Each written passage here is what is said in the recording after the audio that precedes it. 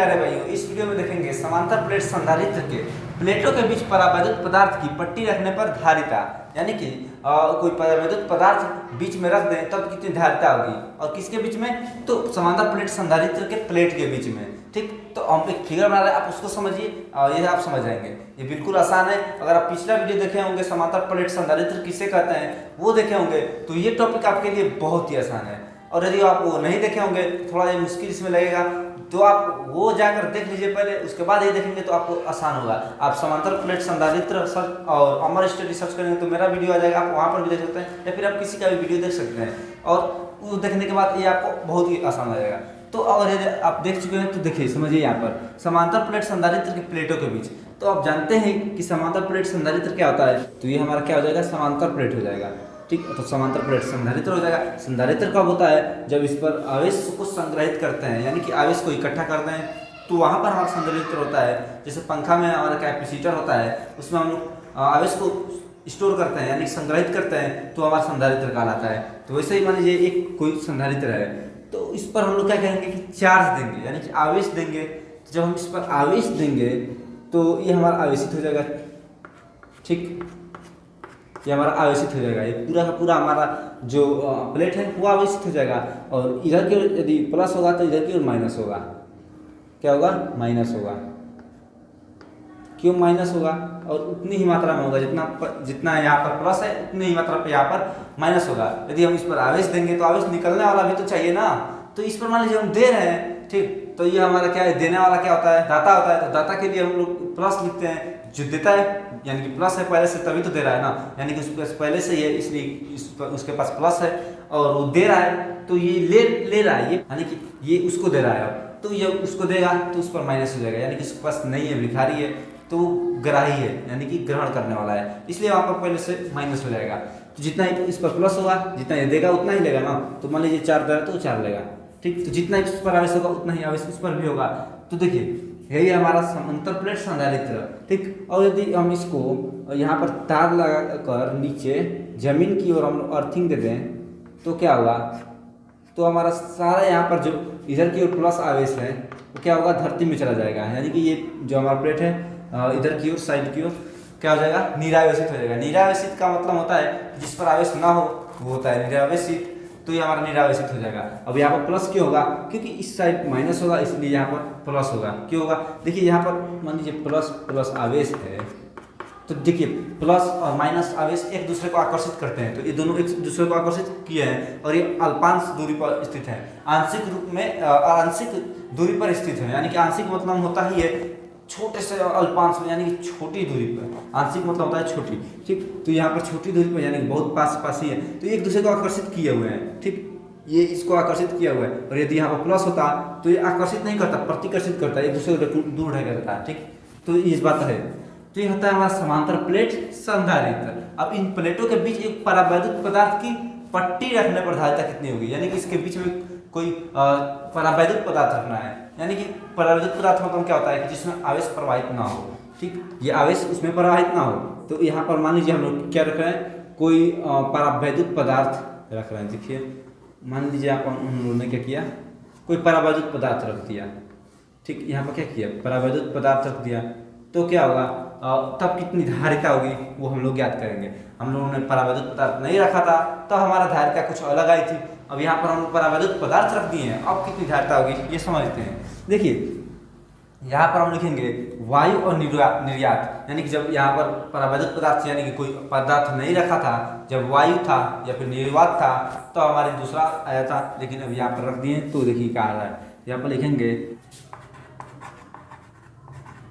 अब देखिए यहाँ पर हमारा एक प्लेट है और यहाँ पर एक प्लेट है, इन दोनों प्लेट के बीच कुछ तो कुछ दूरी होगी, तो इस दूरी को हम लोग क्या मानते हैं, यदि इस दूरी को हम लोग डी मान लेते हैं, तो अब बताइए यहाँ से यहाँ तक की दूरी कितनी होती है, आपको पता है डी है, लेकिन यदि आप यहाँ पर परावैद्युत पदार्थ रख दिया है तो परावैद्युत पदार्थ की भी कोई दूरी होगी, तो इसकी दूरी कितनी है, तो मान लीजिए इसकी दूरी है टी, इसकी दूरी कितनी मान लेते हैं, स्मॉल टी मान लेते हैं।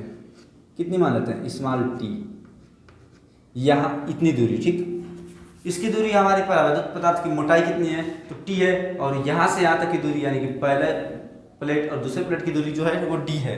ठीक, अब देखिए यहाँ पर हम लोग क्या करेंगे, यदि इतनी दूरी निकालनी होगी तो हम लोग क्या करेंगे कि इस दूरी को हम लोग घटा देंगे ना, यानी कि इसमें से यहाँ से यहाँ तक की दूरी निकालनी है तो हमारी यही ये और ये दूरी है। ठीक, ये तो हम लोग अलग से रखे हुए हैं। ठीक, तो उस दूरी इसका दूरी हम लोग काउंट नहीं करेंगे, तो इसके लिए हम लोग इस दूरी को घटा देंगे इसमें से, तो d माइनस टी कर देंगे तो हमारा निकल जाएगा। तो यहाँ पर क्या लिखेंगे, d माइनस टी। ठीक, तो हमारा इस यहाँ से यहाँ तक की दूरी निकल जाएगी। ठीक, अब यहाँ पर हम लिखेंगे कि विद्युत क्षेत्र की तीव्रता, विद्युत क्षेत्र की तीव्रता तो यानी कि E1 इसलिए लिख रहे हैं क्योंकि हमारा एक परावैद्युत पदार्थ निर्वात वायु या निर्वात में हम निकाल रहे हैं, इसके बाद हम परावैद्युत पदार्थ रख के उसके बाद भी निकालेंगे। इस वहाँ पर हम लोग विद्युत क्षेत्र की तीव्रता के लिए E2 लिख देंगे, यहाँ पर हम लोग E1 लिख रहे हैं इसीलिए। ठीक, तो E1 बराबर क्या होता है आपको पता है, सिग्मा बटा एप्सिलॉन नॉट होता है, सिग्मा बटा एप्सिलॉन नॉट होता है ना। E1 बराबर सिग्मा क्या है, तो यहाँ पर घनत्व कितना है, यानी कि आवेश जो है वो कितना घना है, कितना पास है, तो वो होता है घनत्व।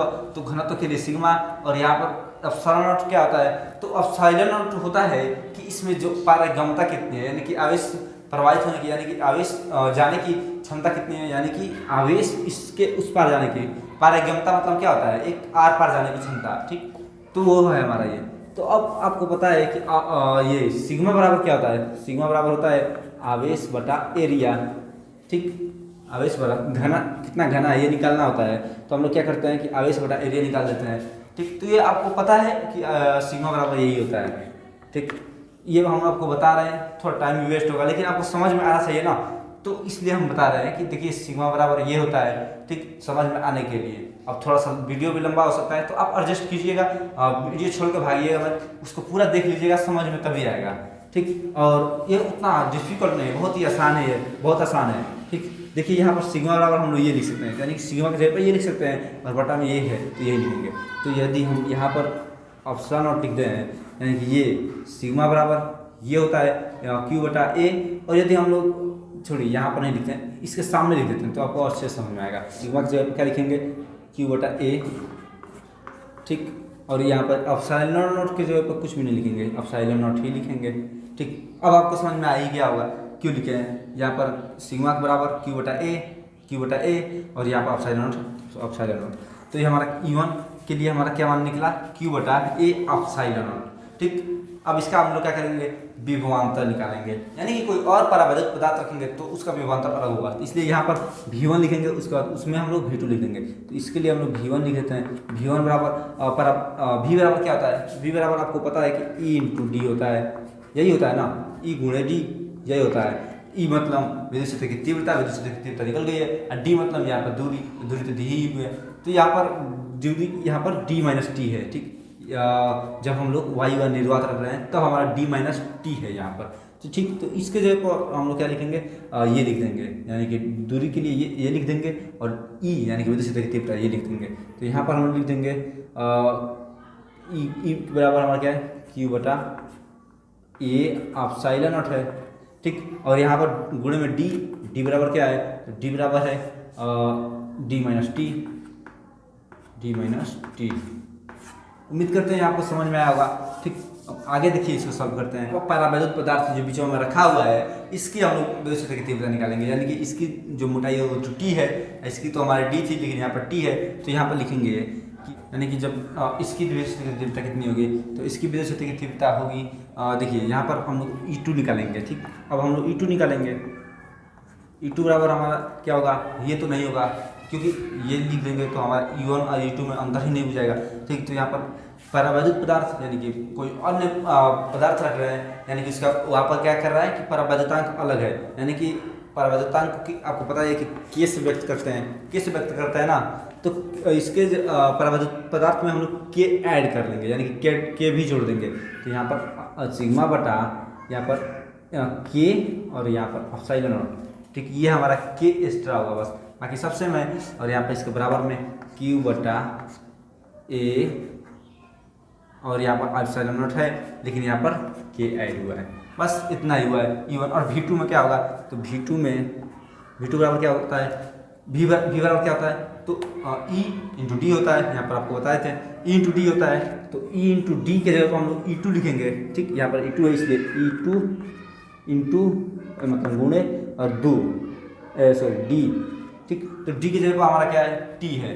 ठीक, तो यहाँ पर हम लोग टी लिख देंगे और E2 की जगह पर हम लोग क्या लिखेंगे, डायरेक्ट हम लोग लिख देते हैं, आप समझ जाइए, हम आपको बता ही दिए हैं। अब देखिए ई की जगह पर हम लोग क्या लिखेंगे, तो ई की जगह पर हम लोग लिखेंगे यहाँ पर क्यू बटा के और ए एप्सिलॉन नॉट, और यहाँ पर हम लोग टी की जगह सॉरी डी की जगह पर क्या लिखेंगे, तो टी लिखेंगे। तो यहाँ पर लिख देते हैं क्यू बटा के एप्सिलॉन नॉट, और वहाँ पर हमको बताए हैं कि ये टी है दूरी, तो गुणे टी। ठीक, उम्मीद करते हैं समझ में आया होगा आपको। चलिए एक बार यहाँ पर हम अच्छे से लिख देते हैं, समझ में आया, लिख देते हैं V1 बराबर क्या होगा, ई इंटू डी होता है, यहाँ पर V2 बराबर क्या होता है, V2 बराबर E2 गुणे डी होता है, तो डी की जगह पर टी है तो हम लोग टी लिख दें। ठीक, तो समझ में अब आ जाएगा, आप देखकर समझ सकते हैं यहाँ पर। अब हम लोग क्या करेंगे, देखिए हमने क्या निकाल दिया, विद्युत क्षेत्र की तीव्रता और विभव निकाल दिया, विभवांतर। ठीक, तो अब हम लोग क्या करेंगे, विभवांतर को हम लोग जोड़ देंगे, इस विभवांतर को और इस विभवांतर को जोड़ेंगे, तो यहाँ पर लिखेंगे क्या, लिखेंगे यदि कुल विभवांतर निकालने के लिए क्या करेंगे, फिर जोड़ देंगे, दोनों विभवांतर को जोड़ देंगे, यानी कि V1 और V2 को जोड़ेंगे, तो V बराबर लिखेंगे V1 प्लस V2। ठीक, दोनों को जोड़ देंगे, तो आपको यहाँ पर V1 बराबर हमारा ये दिया हुआ है और V2 बराबर हमारा ये माना है। ठीक, तो यहाँ पर हम लोग जोड़ेंगे, देखिए यहाँ पर जोड़ रहे हैं, V1 यानी कि ये और V2 यानी कि ये। ठीक, जोड़ रहे हैं दोनों को, यहाँ पर लिखेंगे Q बटा, इसको हम लोग उतार देते हैं एप्सिलॉन नॉट और गुणे में T माइनस टी। ठीक, और यहाँ पर प्लस का चिन्ह है तो यहाँ पर प्लस, और यहाँ पर V2 बराबर कितना है, तो यहाँ पर Q बटा के एप्सिलॉन नॉट और यहाँ पर गुणे में T, यही है ना मान हमारा।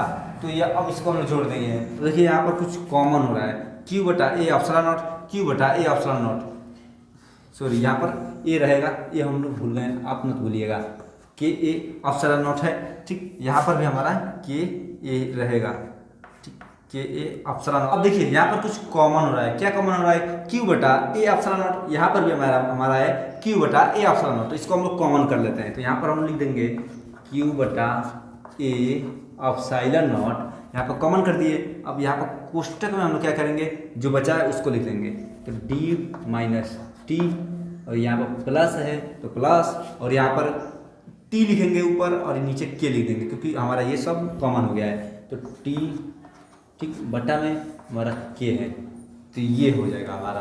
तो आप उम्मीद करते हैं समझ में आएगा, यहाँ पर आपको कुछ दिक्कत नहीं है, यहाँ तक आपको समझ में आया होगा। और यदि आप कॉपी किताब लेकर बैठे होंगे तो आप फिर से भी देख सकते हैं और समझ सकते हैं। ठीक, तो यहाँ पर देखिए हमारा मान निकला हुआ है किसका, भी का, तो यहाँ तक आपको कोई दिक्कत नहीं होगी। लेकिन हमको भी तो निकालना नहीं था, तो हमको निकालना था धारिता। क्या निकालना था, धारिता। देखिए समांतर प्लेट संधारित्र की प्लेटों के बीच परावैद्युत पदार्थ रखे हैं, उसके बाद हमारा इसकी धारिता कितनी होगी, धारिता निकालना है। तो यहाँ से हम लोग इसको मिटा लेते हैं और ऊपर ही इसकी धारिता निकाल लेते हैं। ठीक, तो अब C निकालते हैं। तो जब हम लोग C निकालेंगे यानी कि धारिता निकालेंगे, तो C बराबर आपको पता है क्या होता है, Q बटा क्या होता है, V होता है, यानी कि आवेश बटा विभव होता है। जब हम लोग धारिता निकालते हैं तो धारिता निकालने मतलब क्या होता है, धारिता मतलब क्या होता है, आवेश को ग्रहण करने की क्षमता को हम लोग धारिता कहते हैं, यानी कि आवेश को धारण करने की क्षमता को हम लोग धारिता कहते हैं। ठीक, तो C बराबर हो जाएगा हमारा Q बटा V। तो Q का मान आपको नहीं पता है, लेकिन V का मान आपको पता है। क्या है यहाँ पर, V का मान ये है, तो यहाँ पर हम लोग क्या लिख देंगे, यहाँ पर Q बटा जो यहाँ पर V का मान आया है उसको हम लोग उतार देंगे। तो यहाँ पर V का मान ये आया है, इसको हम लोग उतार लेते हैं, Q बटा ए एप्सिलॉन नॉट, Q बटा ए एप्सिलॉन नॉट, और यहाँ पर कोष्ट में D माइनस T, और यहाँ पर प्लस T बटा K। ठीक, ये हमारा मान आया हुआ है, ये हमारा मान है V का, यानी कि विभवांतर का। ठीक, इसको हम लोग सजा दिए हैं। ठीक, अब देखिए यहाँ पर कुछ कटने वाला भी है, देखिए कट तो रहा है, यहाँ पर ये कट रहा है।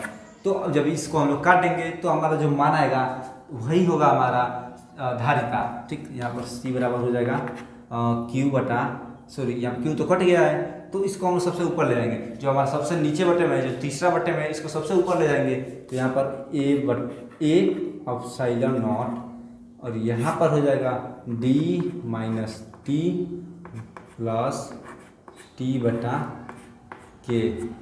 ठीक, ये मान हमने क्या किया, उतार दिया। ठीक, देखिए जो हमारा मान आया है यही है हमारा विद्युत क्षेत्र की धारिता। ठीक, ये धारिता हमारी है, इसके बीच की जो धारिता हो, जो आवेश ग्रहण करने की क्षमता जो है वो है हमारा ये। ठीक, अब ये हमारा सूत्र निकल के आया है। आप जब सूत्र लगाना होगा तो आप यही सूत्र लगाएंगे, यही है हमारा सूत्र धारिता का। तो उम्मीद करते हैं आपको समझ में आएगा। और यदि आपको इसमें अभी भी कहीं पर भी डाउट है, कहीं पर भी, तो आप हमें कमेंट करें, आपको तुरंत रिप्लाई देंगे। और क्लास 12th में किसी भी टॉपिक का वीडियो मेरे चैनल पर चाहिए तो आप अमर स्टडी और उस टॉपिक का नाम सर्च करिए, हमारा वीडियो आ जाएगा। आप वहाँ पर अच्छे से समझ सकते हैं, अच्छे से समझाया गया है। और मिलते हैं अगले वीडियो में, तब तक के लिए बाय।